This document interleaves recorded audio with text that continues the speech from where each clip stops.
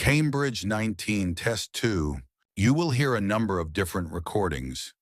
All the recordings will be played once only. The test is in 4 parts. You will have 10 minutes at the end of the test to transfer your answers to the answer sheet. Now turn to section 1. First, you have some time to look at questions 1 to 6.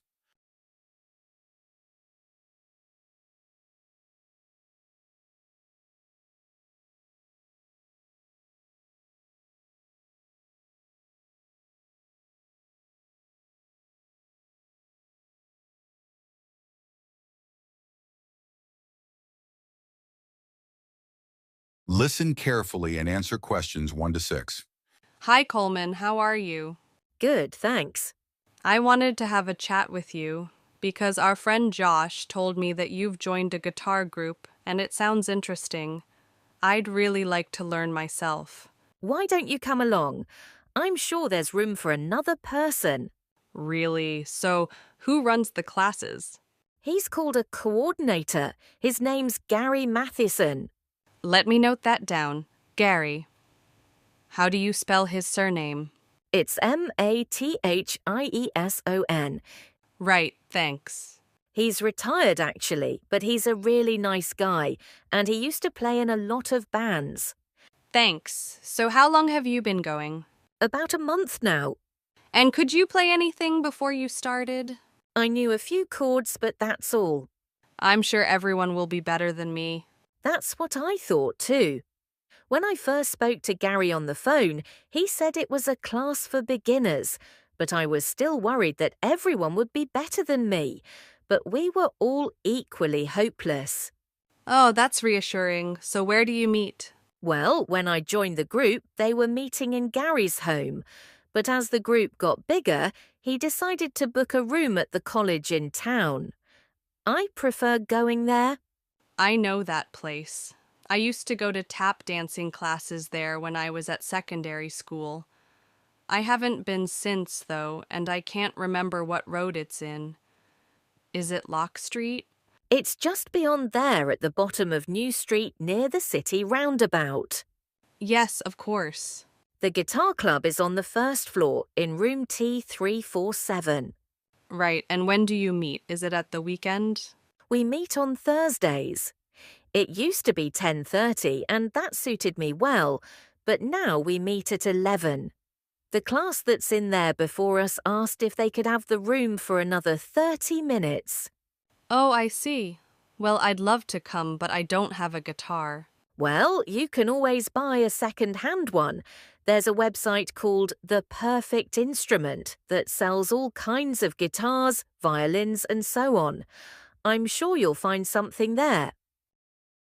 Before you hear the rest of the conversation, you have some time to look at questions 7 to 10.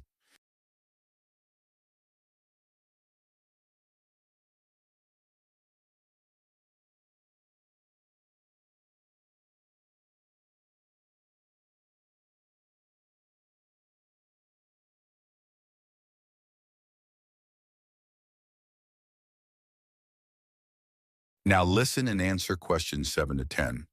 So what's a typical lesson like with Gary? Well, he always starts by getting us to tune our guitars. That takes about 5 minutes. Uh-huh. Some people have an app they use, but others do it by ear.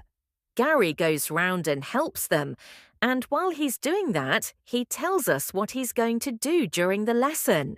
Right. First, we usually spend about 10 minutes doing some strumming. So is that using what are they called? Plectrums? No, we just use our thumbs. Much easier. Gary reminds us where to put our fingers for each chord, and then we play them together. Sometimes we all just start laughing because we're so bad at keeping time, so Gary starts clapping to help us. Do you learn to play any songs? Yes, we do at least one song with words and chords. I mean, that's harder than you think. Oh, I'm sure it is. That part of the lesson takes about 15 minutes. He often brings a recording of the song and plays it to us first. Then he hands out the song, and if there's a new chord in it, we practice that before we play it together. but really slowly. Do you do any finger picking? That's the last 10 minutes of the lesson, when we pick out the individual notes from a tune he's made up. It's always quite simple. That must be hard, though. It is, but people like it because they can really concentrate, and if we're all playing well, it sounds quite impressive. The only trouble is that he sometimes gets us to play one at a time, alone. That's scary. It is, but I've got used to it now. At the end, he spends about 5 minutes telling us what to practice for the following week. Well, thanks, Coleman. I'll go and have a look at that website, I think. That is the end of part 1. You now have half a minute to check your answers.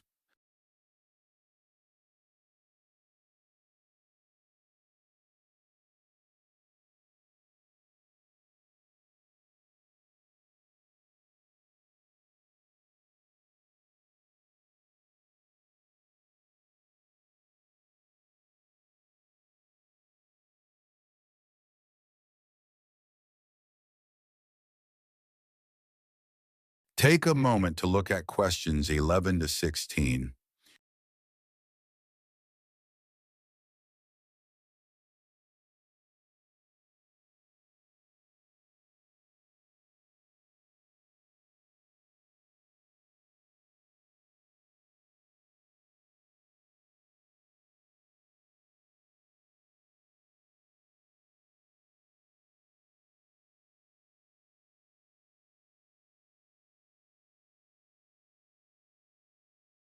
Now listen and answer questions 11 to 16.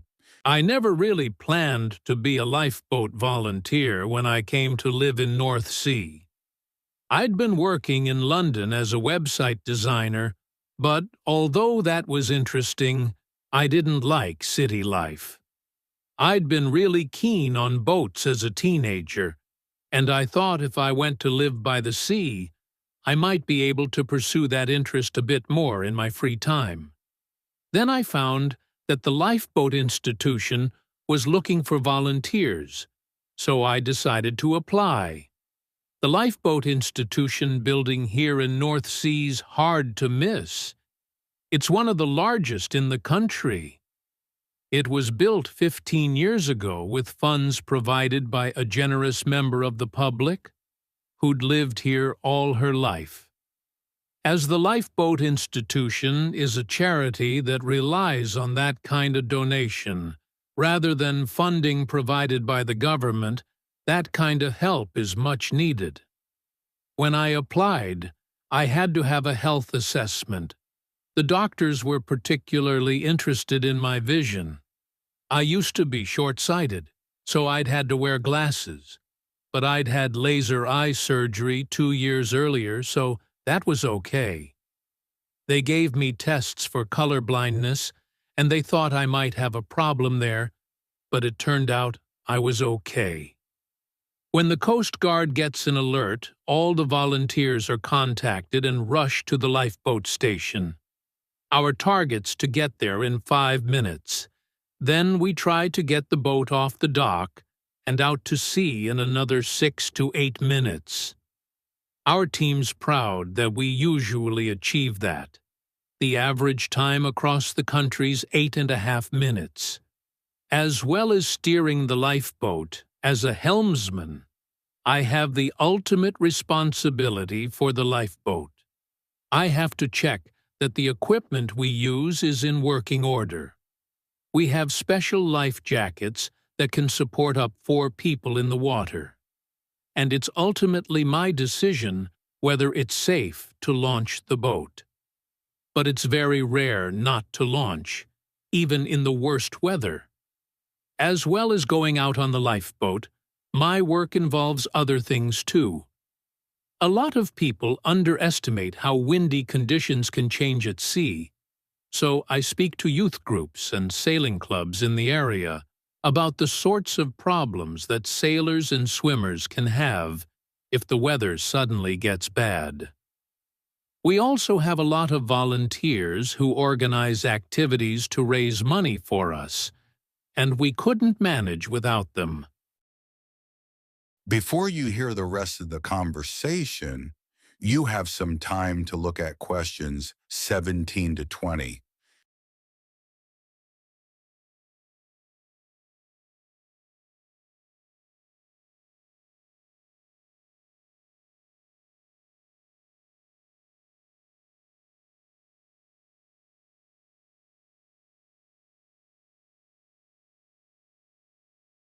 Now listen and answer questions 17 to 20.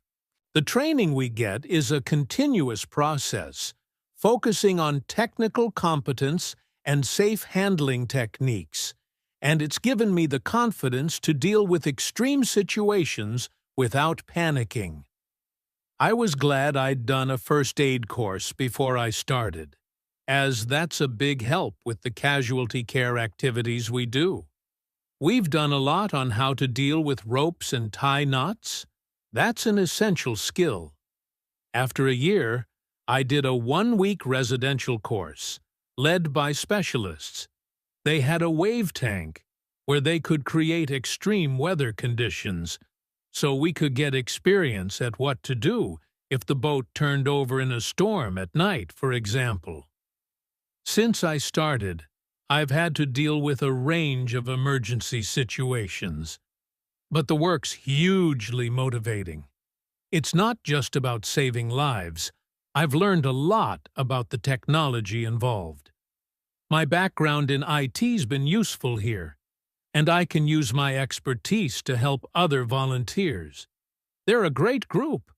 We're like a family, really, which helps when you're dragging yourself out of bed on a cold, stormy night. But actually, it's the colder months that can be the most rewarding time. That's when the incidents tend to be more serious, and you realize that you can make a huge difference to the outcome. So if any of you listeners are interested, That is the end of part 2. You now have half a minute to check your answers.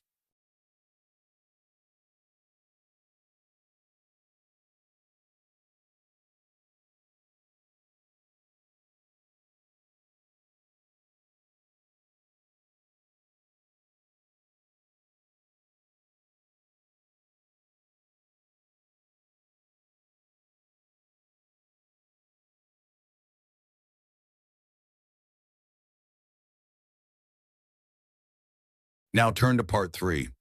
First, you have some time to look at questions 21 to 24. Hi Don, did you get the copy of the article on recycling footwear that I emailed you? yeah, it's here. I've had a look at it. So, do you think it's a good topic for our presentation? Well, before I started reading it, I thought recycling footwear, well, although it's quite interesting, perhaps there isn't enough to say about it, 'cause we put shoes in recycling bins, they go to charity shops, and that's about it. But there's much more to it than that. I realize that now, and I'm keen to research the topic more. That's great. One of the things I didn't realize until I read the article was just how many pairs of trainers get recycled. Well, a lot of young people wear them all the time now. They've become more popular than ordinary shoes. I know. I guess they are very hard-wearing. But don't they look a bit casual for school uniform? I don't think they're right for that. Actually, I think some of them look quite smart on pupils, better than a scruffy old pair of shoes. So do you keep shoes a long time?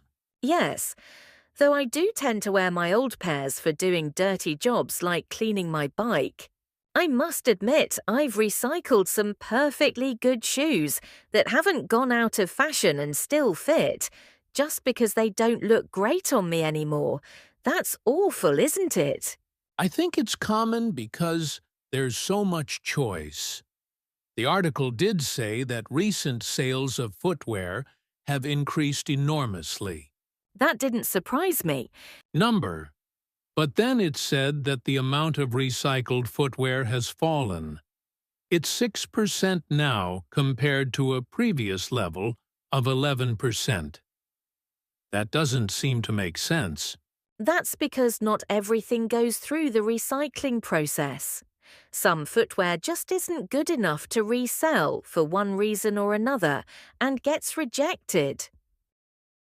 Before you hear the rest of the conversation, you have some time to look at questions 25 to 30.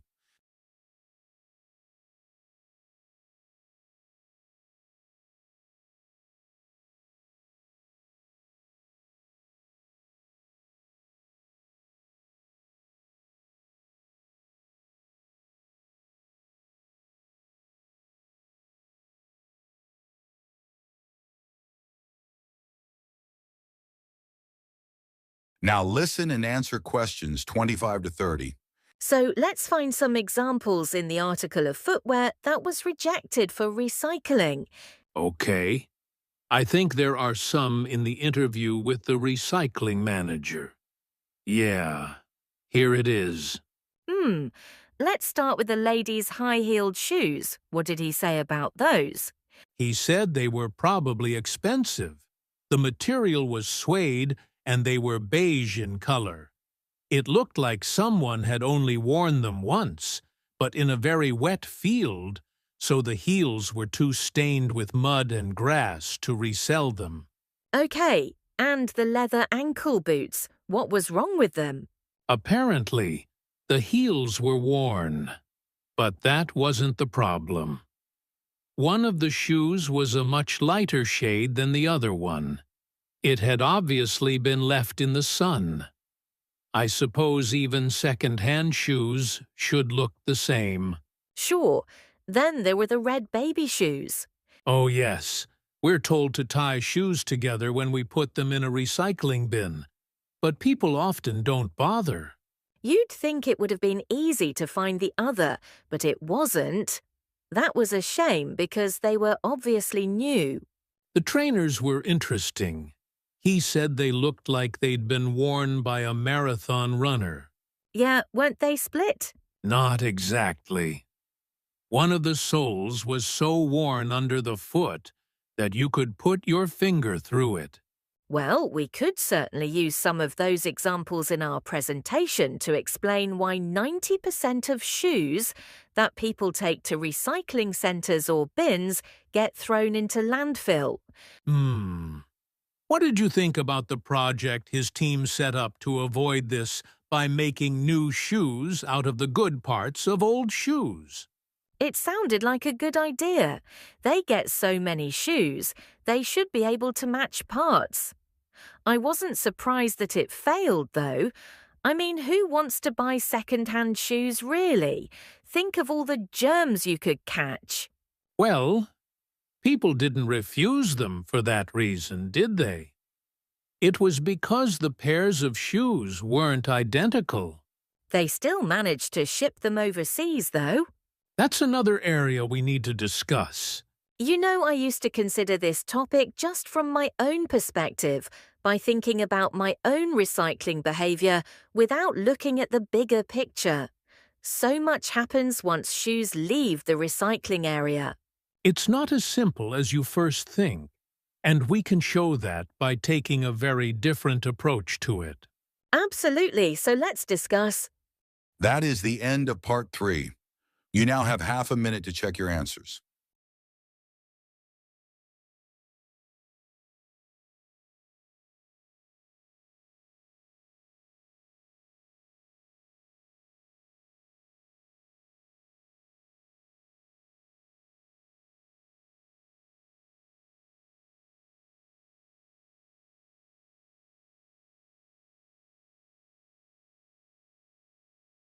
Now turn to part 4. First, you have some time to look at questions 31 to 40.